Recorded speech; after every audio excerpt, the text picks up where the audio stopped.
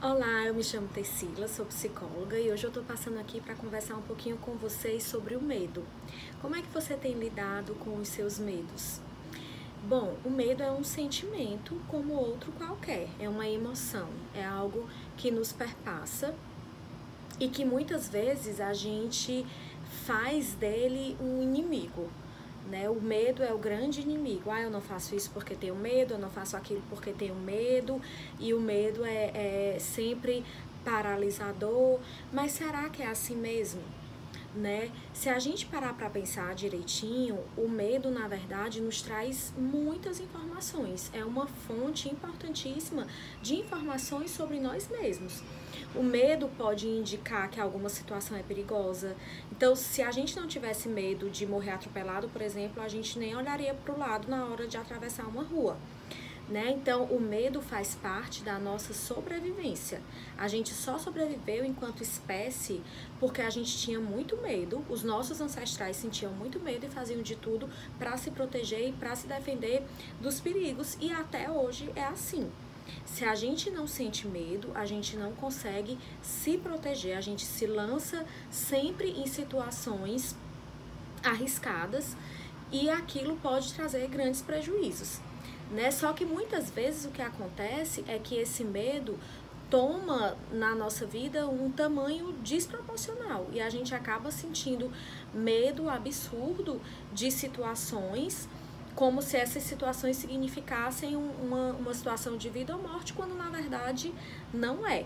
Mas nem por isso, mesmo o medo muitas vezes atrapalhando sim a nossa vida, isso não quer dizer que ele não traga essas informações importantes. Né? Então o medo fala de uma situação que pode ser perigosa, o medo fala de algumas vezes que a gente precisa pedir ajuda. Então, se você está numa situação que você vê que não consegue dar conta sozinho e o medo aparece de forma muito intensa, isso significa que é o momento de pedir ajuda.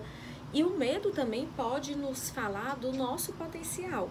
Muitas vezes aquilo que a gente tem mais medo de fazer tem a ver com algo que a gente deseja muito fazer.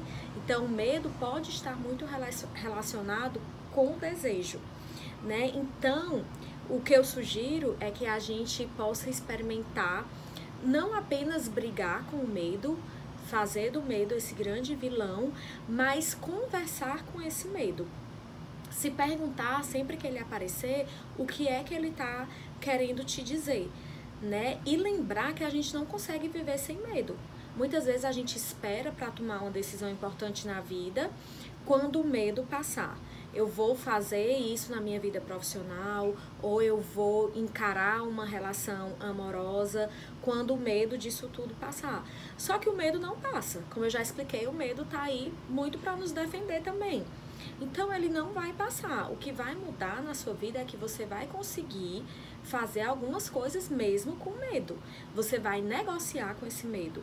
Você vai dizer, olha, eu sei que você é importante na minha vida, obrigada por ter me mantido vivo ou viva até aqui, mas eu preciso agora fazer isso, mesmo você estando do meu lado. E aí vai fazendo as coisas mesmo com medo mesmo, né? Então é essa aceitação do medo e essa negociação. E aí eu pergunto para vocês, a pergunta que eu vou deixar aqui é: o que você faria se você conseguisse se reconciliar e negociar melhor com os seus medos? O que é que você não está fazendo porque o medo simplesmente está te paralisando?